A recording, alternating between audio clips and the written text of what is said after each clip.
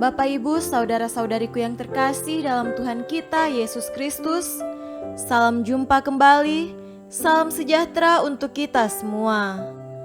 Berkat dan cinta kasih Allah yang Maha Kuasa senantiasa menyertai kita.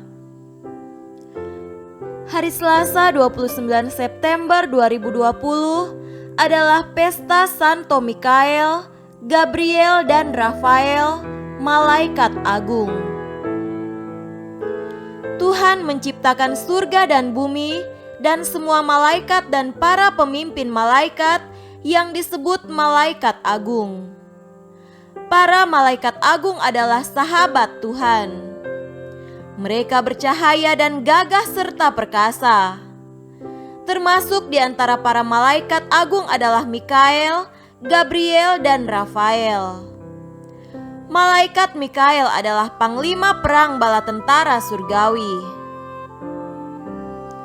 Namanya berarti siapa dapat menyamai Tuhan, yaitu pertempuran dahsyat bala tentara surgawi melawan pemberontakan Lucifer, si raja iblis. Gereja memohon pertolongan bagi orang-orang yang menghadapi ajal, perlindungan dalam peperangan, pengakuan dosa, dan menghantar jiwa-jiwa dari api penyucian menuju surga. Malaikat Gabriel berarti Tuhan kemenanganku.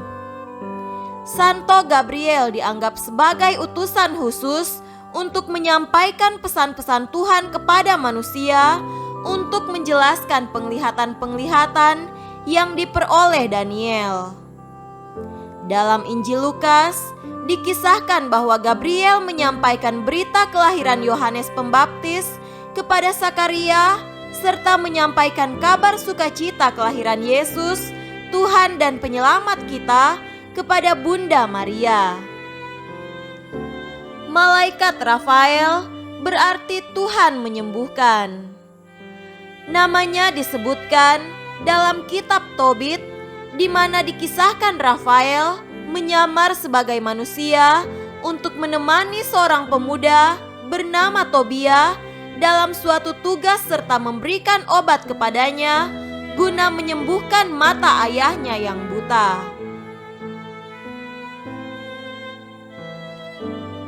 Marilah kita mendengarkan dan merenungkan bacaan-bacaan kitab suci.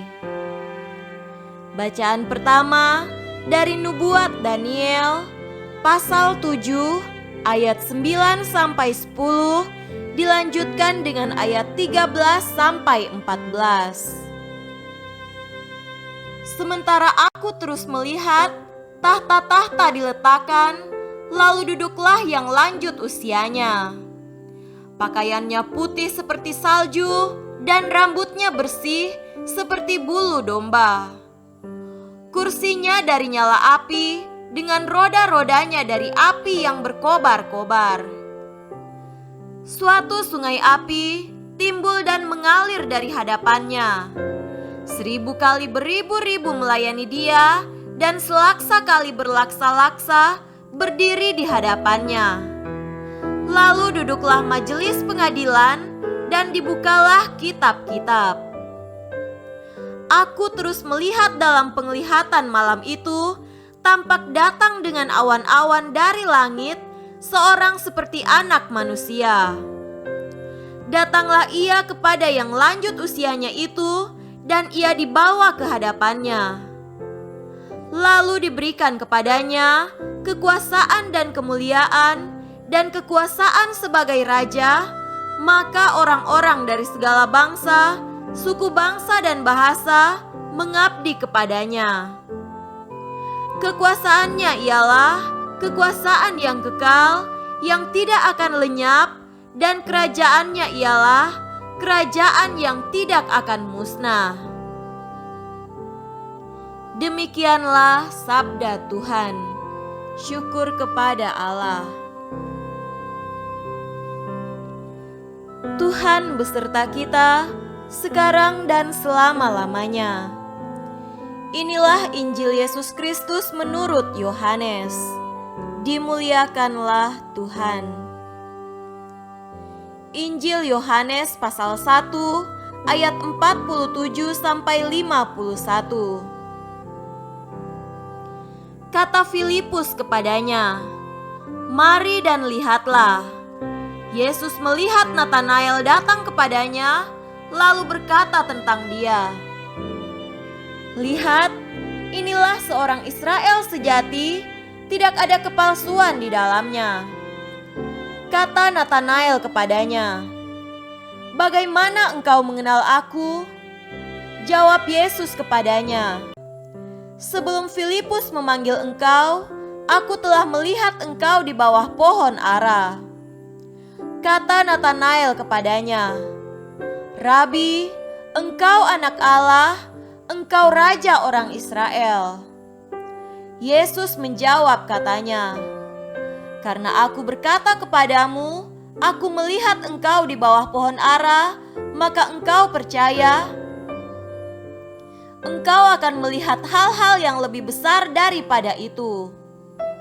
Lalu kata Yesus kepadanya, "Aku berkata kepadamu, sesungguhnya engkau akan melihat langit terbuka dan malaikat-malaikat Allah turun naik kepada Anak Manusia." Demikianlah Injil Tuhan. Terpujilah Kristus. Saudara-saudariku yang terkasih dalam Tuhan kita Yesus Kristus, tema renungan kita pada hari ini adalah kehadiran para malaikat. Sering menjadi pertanyaan sekaligus kebingungan di antara umat beriman, apakah Allah menciptakan setan? Pertanyaan dan kebingungan tersebut berangkat dari suatu kenyataan bahwa kejahatan dan penderitaan ternyata tidak berkurang. Setiap hari dengan mudah bisa ditemui adanya penderitaan dan kejahatan.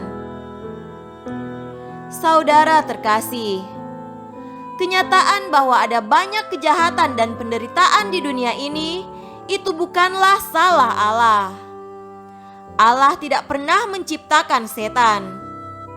Setanlah yang menciptakan dirinya sendiri, karena sejatinya setan adalah malaikat ciptaan Allah.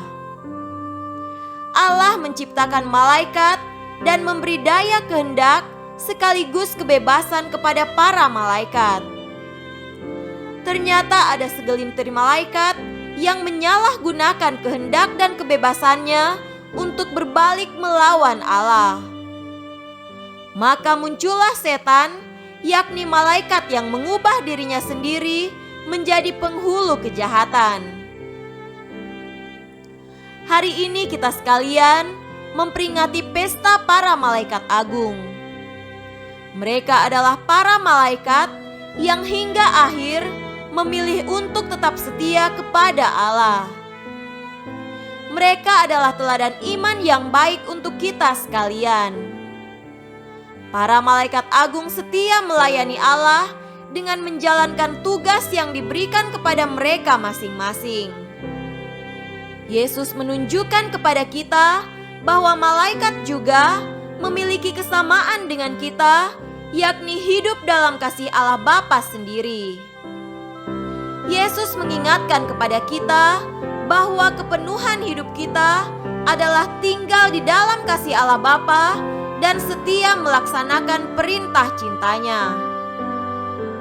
Saudara-saudariku yang terkasih, malaikat adalah makhluk yang memiliki kemampuan jauh di atas manusia karena mereka adalah roh yang tidak terbatas pada ruang dan waktu. Para malaikat agung tetap menyadari bahwa Allah adalah pencipta, sedangkan setan tidak mengakuinya karena jatuh pada kesombongan diri sendiri. Mari kita teladani para malaikat agung dalam kesetiaan mereka, agar kita seperti para malaikat agung juga dianugerahi kemuliaan surgawi selama-lamanya. Semoga demikian. Amin.